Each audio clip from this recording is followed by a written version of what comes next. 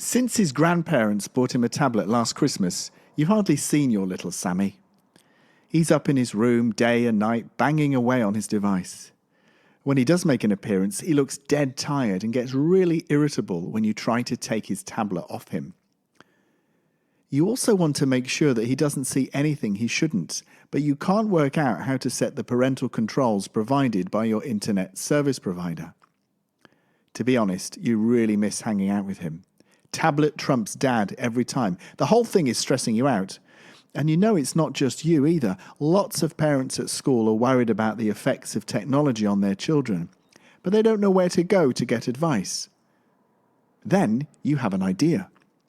Why not put together a snappy little leaflet giving parents advice on how to manage technology use with their kids? You could hand it out in the playground, ask teachers to put it in the children's book bag, or get the school to post an electronic copy on the school website. Now we're talking. Before you get started on this leaflet, there are 3 things you have to think about. Firstly, your audience. Your audience are the people who are, hopefully, going to read your leaflet. Knowing who they are helps you to decide what kind of language to use, what we call the tone of the leaflet. Well, your audience in this case are mums and dads just like you, so it's fine to use a chatty, informal style. You don't want to bore them to death after all. The second thing to think about is layout. You want to make sure that your leaflet is easy to read. You don't want to scare parents off with pages of writing and no paragraphs. So, to help them understand what the leaflet's about, you're going to start with a short and snappy title. After that, your introduction will let them know what the leaflet's all about and why you think it's important that they read the thing. Then, the main part of the leaflet will be where you give your suggestions about how to cope with children and technology. To make it super easy to read, you're going to start this paragraph with a subheading. Then, you'll use a numbered list for each of your bits of advice. That way, they can just cut to the important part if they don't have time to read the whole leaflet. Finally, a cheery little conclusion, a few words of encouragement in case they're feeling overwhelmed by all the things you need to do to keep your children safe on technology. You want to go out on a high after all.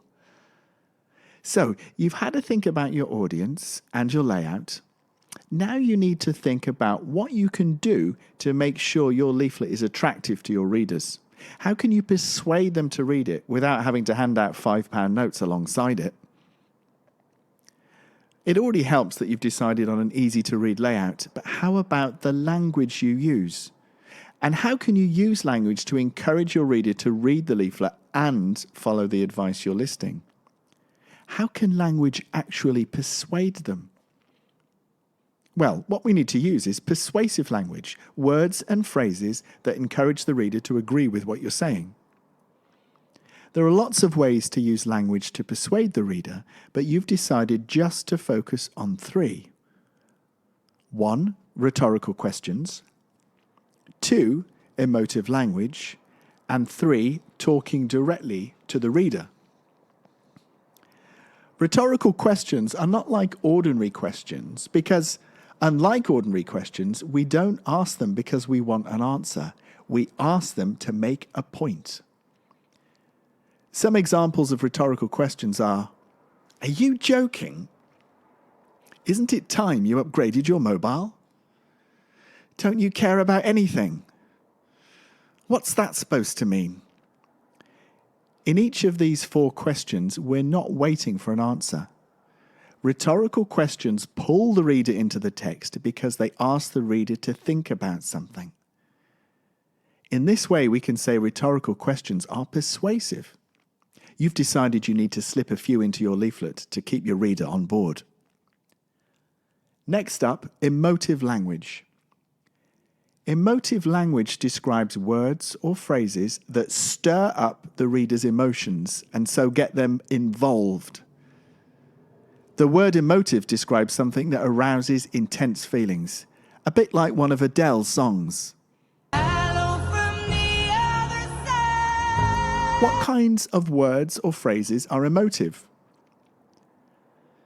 My holiday was out of this world. Make your wardrobe sparkle with our to-die-for winter collection. Heartless thug abandons kittens to certain death in deadly winter temperatures.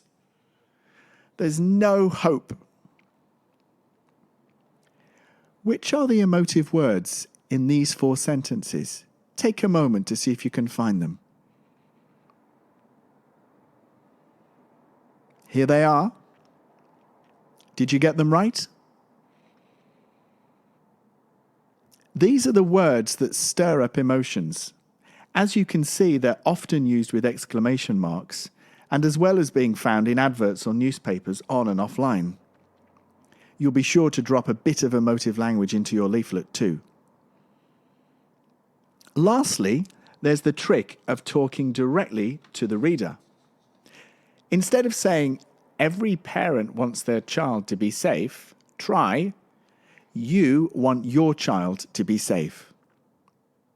And instead of saying, following these tips can help children cope better with technology, try, if you follow these steps, your child will cope better with technology.